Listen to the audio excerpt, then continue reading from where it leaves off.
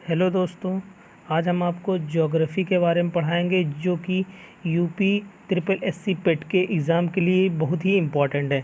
अगर जो लोग यूपी ट्रिपल एससी पेट का फॉर्म ना भरे हुए, फॉर्म आ चुका हुआ है, उसको डाल दीजिए। ये इसमें एलिजिबिलिटी जो है, देखिए क्लास 10th के जो स्टूडेंट हैं वो भी अपना फॉर्म भर सकते हैं, लेकिन जो एज है वो 18 साल एज रहनी चाहिए। जो लोग क्लास 10th पास हैं वो भी इस फॉर्म को क्या कर सकते हैं, फिल कर सकते हैं। ठीक है, आज हम ज्योग्राफ़ी के बारे में डिटेल में डिस्कस करेंगे। हम आते हैं अपने टॉपिक पे। देखिए फर्स्ट जो पॉइंट है, हमको जानना बहुत ही ज़रूरी है कि ज्योग्राफ़ी क्या है, व्हाट इज़ ज्योग्राफ़ी। ठीक, ज्योग्राफ़ी जो वर्ड है ये कहाँ से आया है? Come from two Greek words, दो ग्रीक वर्ड्स से मिलकर बना हुआ है। एक जियो जिसका अर्थ होता है, जिसका अर्थ है अर्थ, जिसका मतलब क्या होता है? अर्थ होता है। और ग्राफिया का मतलब होता है राइट अबाउट। ठीक, मीन्स ज्योग्राफी का मीन्स क्या हो जाएगा? Right about the earth.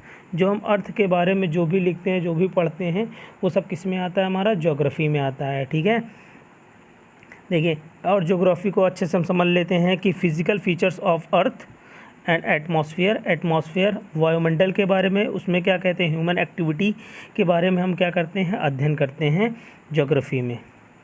अब देखिए ज्योग्राफी को अब बात करें कि ज्योग्राफी को किसने बताया। ठीक, सबसे पहले ज्योग्राफी को अगर देखा जाए तो हमारे पास जो रियल फादर हैं ज्योग्राफी के, वो हैं हिकैटियस जो है वो रियल फादर हैं हमारे हिकैटियस के। ठीक, हिकैटियस जी हैं। और ये कहाँ थे, इनके बारे में थोड़ा देख लें। ये ग्रीक के हैं। ठीक, इन्होंने ज्योग्राफी के बारे में बताया था। ठीक, इरोटोस्थनीज के अगर बारे में हम बात करें तो ये हमारे सरकमफ्रेंस ऑफ अर्थ से रिलेटेड क्या कहते हैं, इन्होंने जानकारी दिया था। ये भी ग्रीक मैथमेटिशियन थे। ठीक, जिन्होंने इसके बारे में बताया ज्योग्राफी के बारे में। चलिए अब हम बात करते हैं, ये अगर आपको डायग्राम देखने से पता चल रहा है कि ये क्या चीज़ है। जब हमारी अर्थ जब बनी तो उसमें क्या था? तो हमारे पास सिर्फ एक ही लैंड था। ये आपको दिख रहा होगा, ये वाला क्राइटेरिया, ये पूरा ये लैंड था। और इसके बगल बगल में हमारे पास ये जो सागर था, इस सागर का नाम था पैथालासा सागर था। ठीक, और ये हमारे पास जो लैंड था उसका नाम था पैंजिया लैंड था। ठीक है, फिर यहाँ पे हमारे पास कॉन्टिनेंट ड्रिफ्ट थ्योरी आई। कॉन्टिनेंट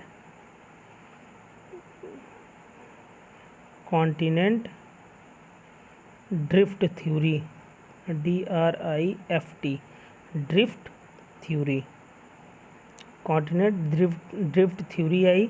ठीक, और यहाँ पे जो इसके चारों तरफ दो पार्ट्स में जब डिवाइड हुआ, ल्यूरेशिया और गोंडवाना, दो हमारे पार्ट्स में डिवाइड हो गया। और यहाँ पे एक हमारे पास टेथिस सागर था। ठीक, टेथिस सी था। ये हमारा 200 मिलियन ईयर पूर्व था। ये 250 मिलियन ईयर पूर्व की बात कर रहे हैं, जब हमारी पृथ्वी का निर्माण हो रहा था, अर्थ हमारी बन रही थी। तो सबसे पहले हमारे पास पैंजिया नामक लैंड था और उसके चारों तरफ पैथालासा सागर था। फिर वो कॉन्टिनेंट ड्रिफ्ट थ्योरी आई, जिससे भूगर्भ के कारण वो क्या हुआ, 2 पार्ट्स में डिवाइड हो गया, एक ल्यूरेशिया और दूसरा गोंडवाना। और इनके क्या कहते हैं, चारों तरफ जो हमारा सी पाया गया उसका नाम टेथिस सी रखा गया। ठीक, और कॉन्टिनेंट ड्रिफ्ट थ्योरी को किसने दिया था?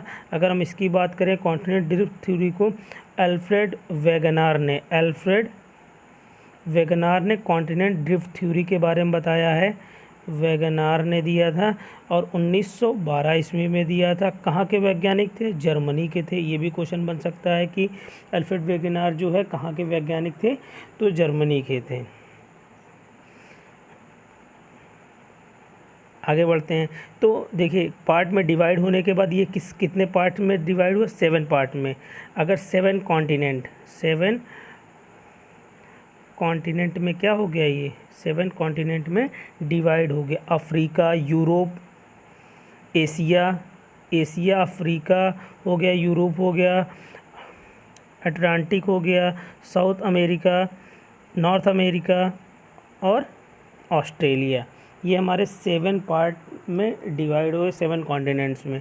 ठीक, अब बात करते हैं हम अपने इंडिया की, इंडिया से रिलेटेड बात करते हैं। ठीक, तो इंडिया जो भारत है वो भारत नाम राजा भरत के नाम पर पड़ा था। ठीक, इंडिया जो वर्ड है वो कहाँ से लिया गया, ग्रीक से लिया गया है, जम्बूद्वीप पुराण से लिया गया है। ठीक, आर्यव्रत जो है वो अर्थों से लिया गया, आर्य जो थे आर्य से लिया गया है। हिंदुस्तान जो है ये पर्शियन और ये ईरानी लोग ने दिया था। और ये तंजिया जो है ये जापानी जो लोग थे इन्होंने इंडिया का नाम तंजिया रखा था। ठीक, ये था कि जो भारत के जो नाम है वो किसने रखा है इसके बारे में। ठीक, यहाँ पे हम देख पा रहे होंगे ये हमारे पूरे इंडिया का मैप है। नीचे सबसे है तमिलनाडु, ऊपर लद्दाख है, यहाँ पे अरुणाचल प्रदेश है और इस साइड में गुजरात है। ठीक, एरिया के दृष्टि से देखा जाए तो राजस्थान जो है वो सबसे बड़ा राज्य है हमारा। चलिए, ये विश्व मैप है हमारे पास, ये विश्व पूरा मैप है। आप देख सकते हैं कहाँ पे कौन सा देश है। सबसे एरिया के दृष्टि से अगर आपको दिख रहा होगा तो रशिया हमारा सबसे बड़ा है, रशिया सबसे बड़ा है। और हमारा जो इंडिया है वो 7वें नंबर पे आता है। इंडिया कितने नंबर पे आता है, इंडिया जो है हमारे 7वें नंबर पे आता है। जो इंडिया है, अगर हम बात करें इसी इंडिया में ही, अगर इंडिया की बात करें कि जो इंडिया है हमारा, ठीक, इंडिया हमारा 7वें नंबर पे आता है, हम जान चुके हैं 7वें नंबर पे आता है। लेकिन ये अगर ये किस कॉन्टिनेंट में आता है अगर बात करें तो ये आता है एशिया कॉन्टिनेंट में। किस में आता है, एशिया में, एशिया में आता है हमारा भारत।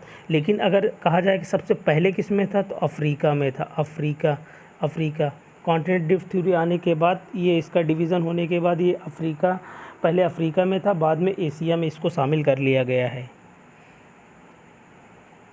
चलिए, अब थोड़ा सा सी के बारे में देख लेते हैं। अगर आप मैप में देखे होंगे तो मैप कुछ हमारा इस टाइप का जो मैप बना रहता है, इसके तीनों तरफ सी रहते हैं, समुद्र। ठीक, नीचे वाले को हम लोग क्या बोलते हैं, इंडियन ओशन बोलते हैं। ठीक, इंडियन ओशन हो गया। और इधर साइड में हमारा बे ऑफ बंगाल रहता है, बे ऑफ बंगाल, और यहाँ पे अरबियन सी रहती है। ठीक, और यहाँ पे अगर पूरे विश्व के मैप में देखें तो यहाँ पे पैसिफिक ओशियन, इंडियन ओशियन यहाँ पे है, जो इंडिया के जस्ट ये श्रीलंका के पास में इस साइड का जो ओशियन रहता है उसको इंडियन ओशियन कहा जाता है। इधर साइड बे ऑफ बंगाल, ये बे ऑफ बंगाल इस साइड में रहता है। और इस साइड में हमारा अरबियन सी है, अरबियन सी है इस तरफ। ठीक, ऊपर आर्कटिक ओशियन रहता है। ठीक, और साउदर्न ओशियन इस साइड में। ये विश्व के मैप में हम लोग देख रहे हैं। ठीक है, सी के बारे में। अब बात करते हैं यूनियन टेरेटरी। हमको पता है कि अगर स्टेट की बात करें तो स्टेट हमारे पास, स्टेट्स राज्य कितने हैं, 28। और बात करें यूनियन टेरेटरी की तो हमारे पास 8 यूनियन टेरेटरी और 28 स्टेट्स हैं। ठीक, और स्टेट्स में अगर हम देखें, स्टेट्स सभी लोग को ज़्यादातर क्लियर ही रहता है। तो हम बात करते हैं यूनियन टेरेटरी की। तो यूनियन टेरेटरी में अंडमान एंड निकोबार, इसकी कैपिटल क्या है, पोर्ट ब्लेयर है। चंडीगढ़, दमन एंड दीव की दमन है। दिल्ली की न्यू दिल्ली है। जम्मू कश्मीर की श्रीनगर है। और यहाँ पे देखो श्रीनगर वो भी समर टाइम में है, विंटर में हमारी जम्मू है। लद्दाख का लेह है। ठीक, लक्षद्वीप कावरती है। और पांडुचेरी है। ठीक, चलिए अब हम बढ़ते हैं लैटीट्यूड और लॉन्गिट्यूड क्या चीज़ होता है। ट्रॉपिक ऑफ कैंसर और ट्रॉपिक ऑफ कैप्रिकॉर्न जिसको इंग्लिश में कहा जाता है। लॉन्गिट्यूड, देखो लैटीट्यूड वर्ड से ही पता चल रहा है कि लेटी हुई लाइन, जो लेटी हुई लाइन है वो क्या है, लैटीट्यूड है। और जो ऊपर ऐसे करके बनी है ये वाली लॉन्गिट्यूड लाइन है। ठीक, तो अगर बात करते हैं यहाँ पे तो ये बीचों बीच हमारे जो लाइन रहती है उसको भूमध्य रेखा, जिसको इंग्लिश में इक्वेटर कहा जाता है, ये 0 डिग्री सेल्सियस पे होता है। और हमारी जो कर्क रेखा है, कर्क रेखा वो 23.5 डिग्री नॉर्थ में हमको मिलती है साढ़े। और मकर रेखा जो होती है वो मकर रेखा वो कहाँ मिलती है हमको, 23.5 डिग्री साउथ, 23.5 डिग्री साउथ में मिलती है। और अगर यहाँ पे बात करें हम, थोड़ा इरेज कर लें इसको। देखिए अब बात करते हैं अगर हम बात कर लें ये नीचे वाले पार्ट्स को क्या कहा जाता है, ऊपर वाले पार्ट्स को क्या कहा जाता है, ऊपर वाले पार्ट को उत्तरी अक्षांश या उत्तरी गोलार्ध कहा जाता है। यहाँ पे इस तरह इसमें देखेंगे उत्तरी गोलार्ध और दक्षिणी गोलार्ध होता है, जिसको नॉर्दर्न हेमिस्फीयर और सदर्न हेमिस्फीयर कहा जाता है। सदर्न बोलते हैं नीचे वाले को हेमिस्फीयर गोलार्ध, और ऊपर वाले को नॉर्दर्न हेमिस्फीयर बोलते हैं, नॉर्दर्न हेमिस्फीयर। ठीक,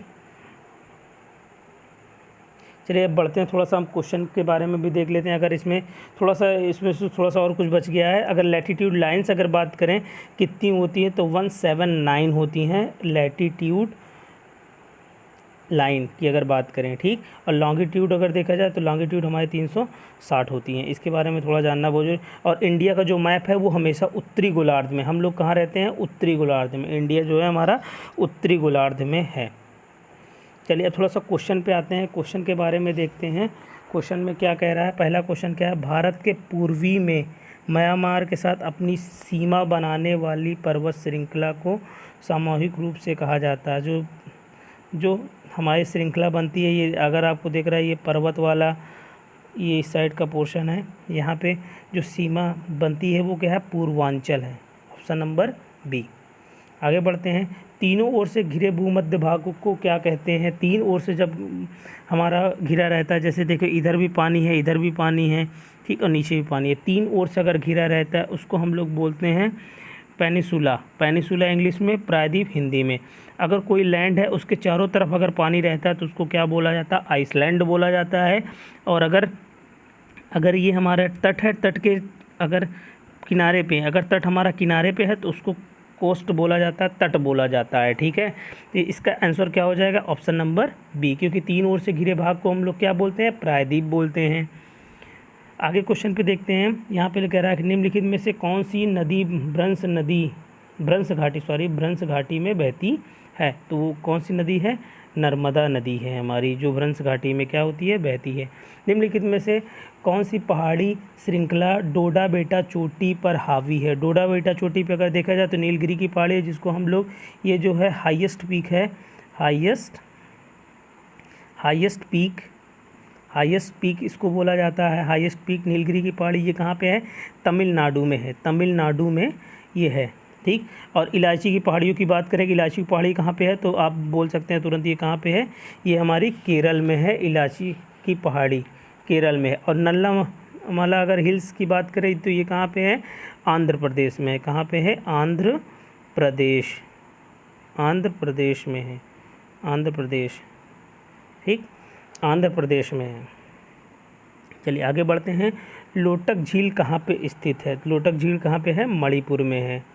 ठीक, नेक्स्ट क्वेश्चन, निम्नलिखित में से कौन सी काल्पनिक रेखा भारत को लगभग दो भागों में विभाजित करती है। अगर हम बात करें देखो इंडिया की, तो इंडिया को टू पार्ट्स में कौन डिवाइड करता है। इंडिया का ये मैप है हमारा, ठीक, इंडिया को क्या करता है, टू पार्ट्स में डिवाइड करने का काम करना है। ठीक है, इंडिया को टू पार्ट्स में डिवाइड करता कौन है, मकर रेखा करती है, कर्क रेखा करती है। तो हमेशा याद रखिएगा कर्क रेखा जो है वो, क्योंकि मकर रेखा इंडिया में है ही नहीं है, क्योंकि हम लोग नॉर्दर्न हेमिस्फीयर में, और मकर रेखा साउथ में है हमारा।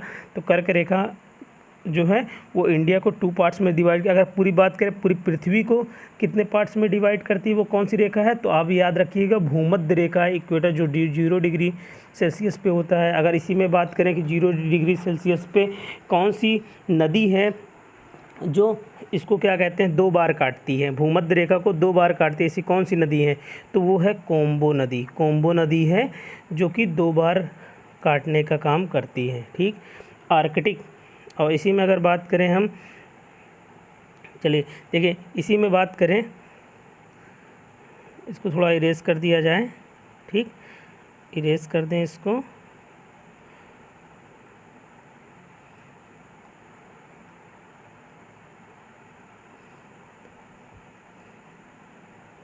चलिए देखिए इसी में अगर बात करें कि जो हमारा इंडिया है, इंडिया का ये मैप है। ठीक, बस इंडिया का मैप सही नहीं बन पा रहा है, लेकिन आइडिया रखिए कि अगर ये ऊपर नॉर्थ है, नॉर्थ साउथ ईस्ट वेस्ट, ठीक, ऊपर नॉर्थ है, नीचे साउथ है, सॉरी साउथ नीचे है। तो यहाँ पे ये देखेंगे ये कितना है 29-33 किलोमीटर रहता है। हमारे ऊपर से नीचे तक की जो लंबाई है वो कितनी है 29-33 किलोमीटर है। और यहाँ पे ये वाली जो लेंथ है ये कितनी है 32-14 किलोमीटर की डिस्टेंस पे है, ठीक है। ऊपर वाली 29-33 और दूसरी वाली कितनी है 32-14 किलोमीटर की डिस्टेंस है इसमें। देखिए अब यहीं पे बात करते हैं कि भारत की सबसे लंबी नदी कौन सी है। तो आप लोग को सबको पता है कि भारत की जो लंबी नदी है वो क्या है, गंगा है, जिसकी जो लंबाई है वो कितनी है 2510 किलोमीटर है, ठीक। ये हमारे सारे ऑप्शन क्या हैं, रॉन्ग है। यहाँ पे जो किलोमीटर्स दिया गया है ये भी गलत दिया गया है, ठीक है। चलिए अब बात करते हैं विश्व की तुलना में भारत के भौगोलिक क्षेत्र का प्रतिशत कितना है। अगर बात करें परसेंटेज कितना है तो वो है 2.4% है, वो भी एरिया के दृष्टि से। एरिया के दृष्टि से देखा जाए कितना है 2.4%। अगर बात करें कि जनसंख्या के दृष्टि से, जनसंख्या के मामले में देखा जाए तो ये जनसंख्या के मामले में है 17.4%। 17.4% है, 17.4% किससे रिलेटेड है, जनसंख्या के दृष्टि से। अब बात करते हैं भारत की पूर्व से पश्चिम। अभी बताया पश्चिम की जो चौड़ाई है वो कितनी है 29-33 kilometre. Thank you for watching my video. ऐसे ही वीडियो क्या कहते हैं देखने के लिए हमारे चैनल को लाइक करिए, सब्सक्राइब करिए और शेयर करिए। अगर हमसे रिलेटेड आप वीडियो लगातार देखना चाहते हैं तो ट्रिक मेकर ER रोहित आप सर्च बार में सर्च करके आप हमारी आने वाली वीडियो को देख सकते हैं। Thank you.